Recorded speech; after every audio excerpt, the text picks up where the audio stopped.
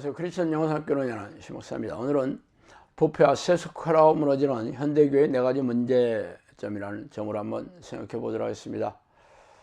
제가 세학을 알고 수많은 칼럼과 유튜브 동영상 올리면서 현대교회의 절절한 마음이 담긴 댓글을 통해 제가 가야 할 세학의 방향에 대한 심지를 굳게 하게 되었습니다.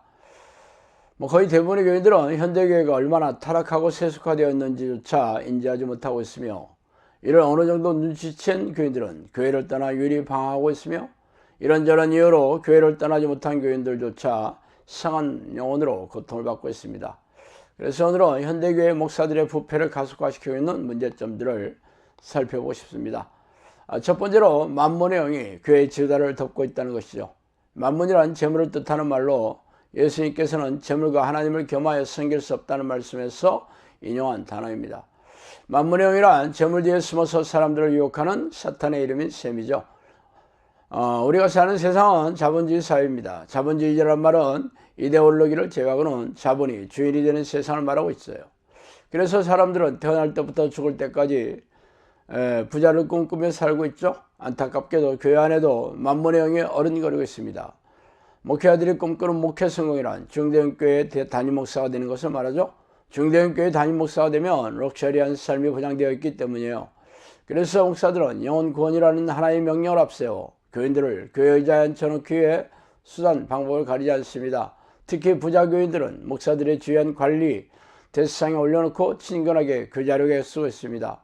설교에 후렴구로 11조나 헌금을 강조하며 수십 가지가 넘는 헌금 봉투와 예배 시에 오랜 시간을 들어가며 헌금 자들을 호명하고 주보에 싣고 교회 게시판과 엘리베이터 벽에도 붙여놓고 있습니다.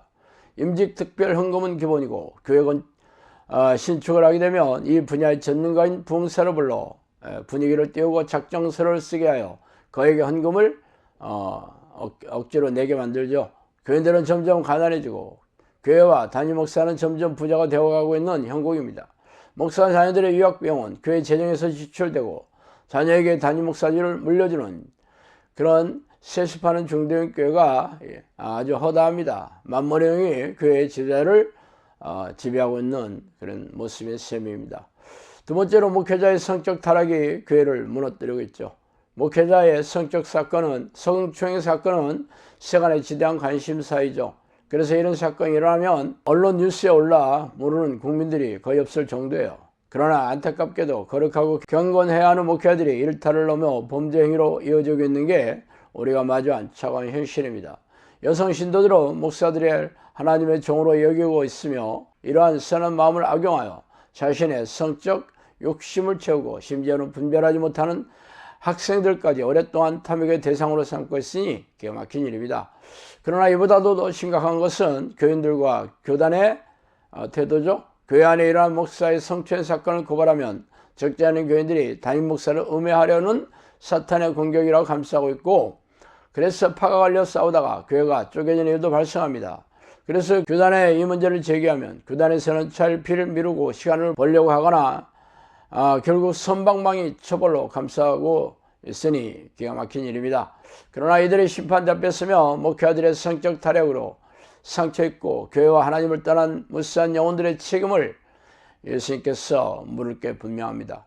세 번째, 교회 세습으로 세상 사람들에게 종교 사업장임을 증명해주고 있습니다. 교회 세습을 정당화하는 목사들은 자신들이 교회법을 위반하지 않았다고 변명하거나 교인들이 원해서 어쩔 수 없이 자식에게 물려줬다고 합리화하고 있습니다. 이를 찬성하는 교인들은 세습이라는 용어는 북한에서 교회를 교묘하게 무너뜨리는 공작이기 때문에 승계라는 표현이 합당하다고 주장하기도 합니다. 그러나 아버지 목사가 자신 목사에게 가난한 교회를 물려줬다면 사람들이 이렇게 돌팔매질을 할까요? 외국 유명대학에서 유학한 아들이 중대형 교회에서 초빙하는 것을 거절하고 어린 시절부터 신앙을 배웠으며 아버지를 담임 목사로 섬겼던 교인들과 대를 이어 작은 교회를 섬기겠다고 선포했다면 이렇게 세상 사람들이 비난의 대상이 되었을까요? 진짜 아들 목사가 경건한 성품으로 탁월하게 잘 가르치는 교회의 지도자감이라면 굳이 세상 사람들과 교인들의 반대에도 무릅쓰고 아버지가 심화하는 그런 중대형 교회를 물려받으려고 애를 쓰고 있을까요? 아들이 이렇게 능력 있는 목사라면 어느 교회 가서도 어느 교회에서도 청빙하려고 애를 쓸 것이고 교회를 개척한다면 사람들이 구름대처럼 몰려들지 않을까요? 욕을 얻어먹고 반대하는 교인들이 실망해서 교회를 떠나가거나 교회가 쪼개지는 것을 감수하고라도 아버지의 교회를 물려받으려고 하고 아버지는 물려주려고 하는 이유가 사실 설득력이 없죠. 교회가 하나님의 사랑하는 사람들의 모임이라면, 하나님이 소유라는 것을 아는 목사라면 아들에게 물려주어 세상 사람들에게 이렇게 교회에 실망하게 하지 않을 것이 분명하기 때문입니다. 네 번째, 목회 성공이라는 명예를 하나님 위에 두고 있다는 것이죠. 신학교를 졸업한 목사들의 꿈은 중대형교회 담임 목사가 되는 것이며, 중대형교회 담임 목사가 된 목회자들은 드높은 교단 감투를 쓰는 일에 혈안이 되고 있죠. 목회 성공이라는 말은 세속적이고 탐욕적인 말이지 하나님의 종임을 인정하는 목사들에게 전혀 어울리는 말이 아닙니다. 그러나 개척하는 목사들이 꿈이 바로 목회 성공이고 부목사들이 돈 주고라도 외국에 박사학위를 사려는 이유도 이와 다르지 않습니다. 이미 중대형교회 담임 목사들이 교단의 크고 작은 감투를 쓰기 위해 돈 봉투를 나누어주고 육두문자와 몸싸움을 하는 장면은 교단의 선교철에 총회나 노예의 모임에 가면 어렵지 않게 목격할 수 있어요. 물론 교인들은 그동안 알고 있는 경건하고 거룩한 자신의 교회 담임 목사라는 게 믿어지지 않겠죠.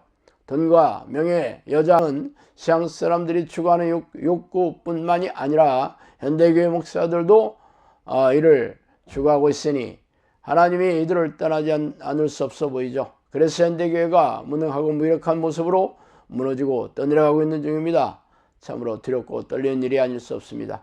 자, 오늘은 여기까지 하겠습니다. 감사합니다.